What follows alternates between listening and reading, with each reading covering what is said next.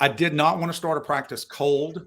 I didn't want to start a business just cold because the timing, the climate at that time really wasn't conducive to it. It was about the time that corporate medicine was starting to ramp up. And so all of these big conglomerates and hospitals were starting to suck up some of these small private businesses, just to use them as feeders for their hospital and their surgical volume. Anyway, so I felt like acquiring an existing practice was the best way to go.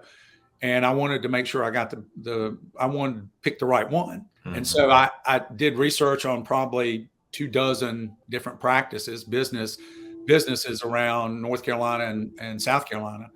Just kind of took note of what they all had in common and for the type of practice I wanted to have, which was a rural practice. So the three things that I came up with that kind of formed a criteria for which I evaluated practices were that they were a rural business, that they were the county seat, and that they had a hospital. In that all of the practices that were the most successful practices in the country literally had all three of those things in common. And I really couldn't find much else that did. It doesn't make sense unless you think about the kind of practice I wanted to have. Anyway, having said that, I settled on a practice in Yadkinville that was grossing about a little under $200,000 a year, but wasn't treating any disease. They were just doing glasses and contact lenses and eyewear.